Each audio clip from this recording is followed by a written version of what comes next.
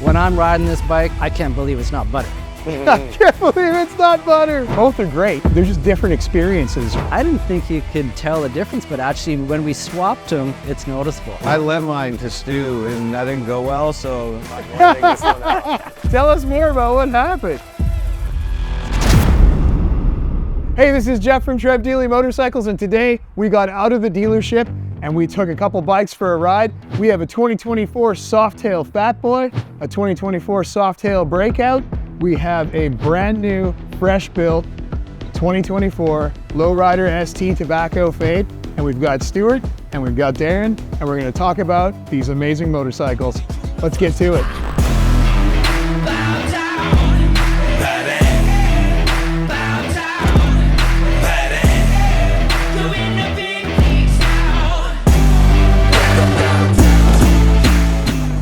So Darren, why don't we start off with this beautiful thing. Tell us a little bit about how you like your new Lowrider ST. Well, I have to say today was the first day I had the opportunity to ride this bike, and again on a maiden voyage I was pretty stoked. Seating positions super nice, handlebars. We made a lot of changes to the bike, but all subtle stuff. Yeah. And yeah, I'm pretty stoked. What are some of the major things that were changed on this bike? I mean, we can start with the engine. Yeah, the engine's a big one. We went with the 131, so it's got some jam to it. Again, maiden voyage, just breaking it in, so I had to take it easy today. Got to be gentle. Yeah, I got a few more kilometers on it or miles before I could really wring the hell out of it, but you can already tell, you can feel it's ready to rock and roll. Wants to go. Yes, yeah. yes. And other little subtle things we did was risers, handlebars, a lot of stuff to my spec. Spent a lot of time racing bikes, so I'm a little particular on my controls, levers, grips, those sorts of things. Another big one is because we took the whole motor apart, we blacked out everything. Yeah, that's every really nut cool. and bolt, every washer, everything. It's the kind of thing you only do when you're actually building a complete motor. Yeah. Because it's a lot to do if you're not. It can be a little bit wasteful, let's say. But since we're doing the whole motor, blacked out everything, a few other little trick bits like the Öhlins suspension front and rear. Yeah, I could go on and on, but we still got some other bikes to talk about too. Right on. That's really cool. We brought out a couple of stock bikes, which are a little, you know, they're no less fun, just a little bit different than Darren's bike. So Stu, why don't you tell me a little bit about how you felt about the Breakout? Let's start with the Breakout. Well, the Breakout, you know, it's kind of got that California look to it. I like the 21-inch front wheel, that big solid 240 on the back. It's pretty cool. Now the Fat Boy's rocking the 240 as well, but it has that 160 front tire on it, so rolls a little bit differently through the corners, but they're both incredible bikes. The Softails came out in 1984, so they've been around for a while. Now, and what's really cool about the Fat Boy is there's some cool Canadian history behind it. Back in the late 80s, a guy named Dufour, he's from Montreal, he's a Canadian. He took a Softail, put a 16-inch front wheel on it because the Softails had a 21 when they first came out.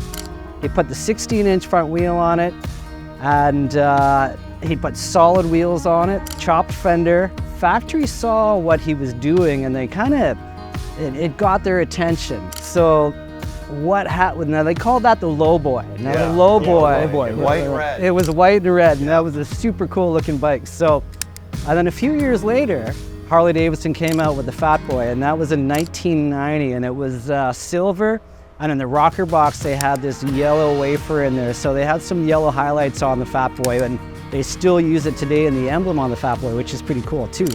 So the Fat Boy still has changed over the years, but it's gotten fatter.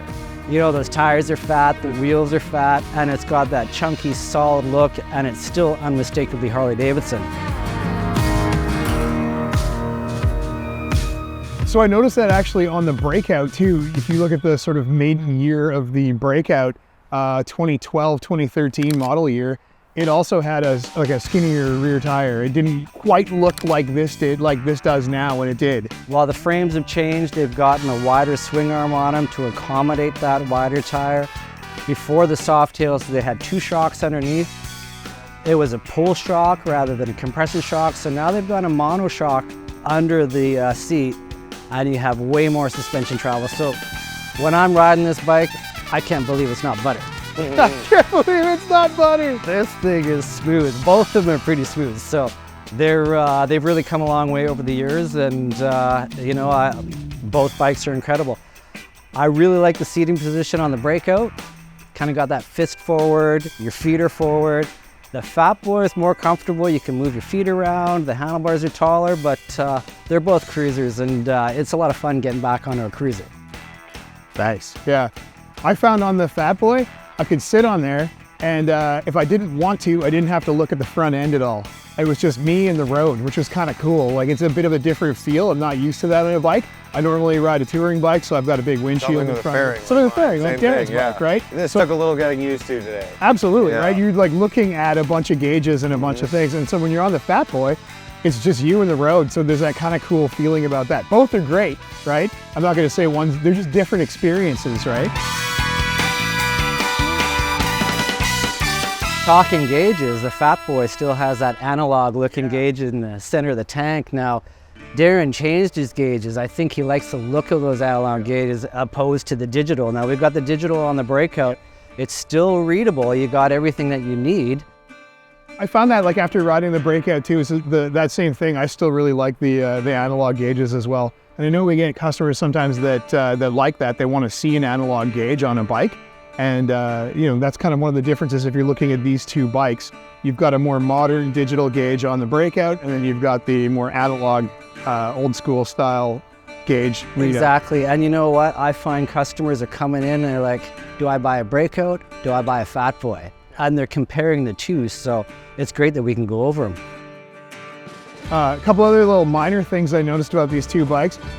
You've got the heavy breather intake on here. Darren, did you do a heavy breather on here? Yes, I did. Darren's got a heavy breather on here too. It's a very modern, clean looking heavy breather. How do you find it in your seating position? Is it in your way? Is it all? You notice it? Myself, coming from a Dyna, I noticed the seating position on this bike is quite different. The foot pegs are maybe about an inch back, and that took a little bit of getting used to, but I got short little legs, so I fit perfectly on this bike. Nice.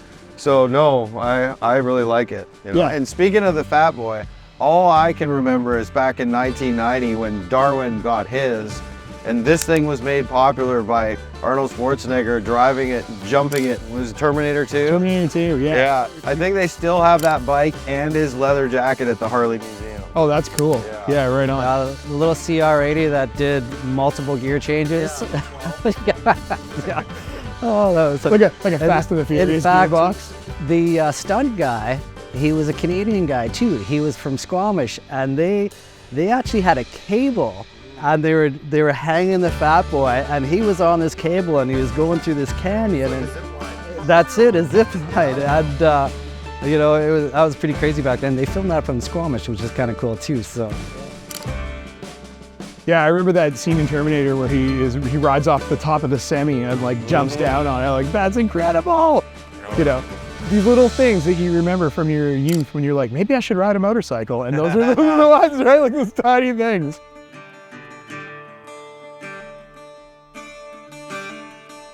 Well, even the Fat Boy emblem, Willie G designed that back in the day too. And there's been some different variations of it, but they still have the star in it. And you know, you can always identify the Fat Boy just by the tank emblems. So we had a pair of 91s in the shop just recently.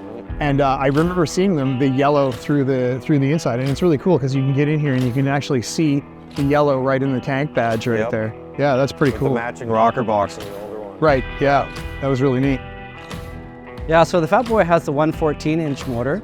It's a great motor. The 117, I didn't think you could tell the difference, but actually when we swapped them, it's noticeable. Yeah, and I felt the same way. Like, it was a really comfortable ride on the Fat Boy and it cruised really nicely, and the 114 is a great motor and it was awesome. And then you jump on the 117 and it's just got that extra grunt to it where it just gets up and goes. Yeah, there's a definite difference there.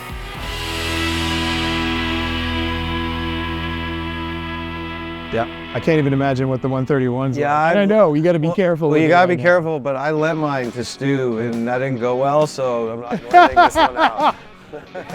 So Darren, tell us a little bit about what happened with that bike. So this is a long story, but I'll make it short. Last year I had broken my femur and was laid up. I was at my cabin and I get a phone call on a Saturday and I'm like, hello, and it's Stu, and I couldn't believe he got through and he says, hey, I want to do a burnout at the big Chrome for the Cure event. And me, I'm like, whatever. I want to do a burnout. I was told to do a burnout. Okay. Here we go. Well, he still called me to ask if he could use my bike. I did. Because of course it's got a big motor, and I was like, fine, I just want to do tire out of the deal.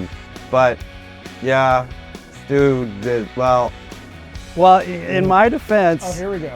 that bike hadn't been ridden in probably a year and a half. No, since the 2 season years. before, about a year.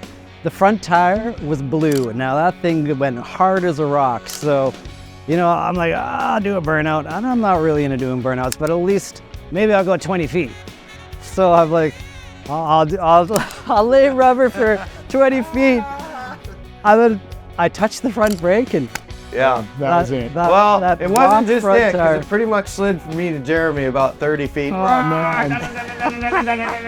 Yeah. So, I don't drop bikes, right? Yeah. And, No, the next but- phone call I got was from Stu going, dude, I dropped your bike, and I just was laughing, like, what can you do? Shit happens. It's part of motorcycling, and I'm guilty of dropping more than one motorcycle in my racing career, so yeah, shit happens, but I still will be able to give the gears forever. One of the other things I noticed, and like Darren, you can help me with this one too, splitting the difference on the foot peg, floorboard, off-road almost kind of style board. So like, I'm a big fan of footboards. Obviously I ride a touring bike. I love that. I love that the being able to move my foot through multiple positions. And the first bike I ever bought off Stu was a Softail Slim. And it had the same kind of floorboards that this did. So when I got on this bike, it was a really familiar feeling. It really felt like super nice. Then when I'm on the Breakout, I actually don't mind the pegs. So how do these ones feel on your bike, where they're kind of a little bit of a wider peg that is sort of a half board, half peg? Yeah, I prefer a peg myself. These ones are pretty big and they're nice for my foot because I can move them around and reposition. 80 grit they call those? Yeah, yeah. Yeah, They're they're pretty gnarly. Yeah, they've definitely got some grab to them, but again, I prefer that. And I move my feet around a lot when I'm riding. A little bit of ADD can't sit still, so you know, I'm shuffling around. But again, on the motorcycle, I prefer these. And again, when I lean into it or actually use my feet pushing hard, you can dig in and make a nice clean corner. Awesome. Well, that's what's great about those. You can weight the pegs. On forward controls, you're kind of stuck in that one position. So, but you don't mind. You're just cruising. It's great.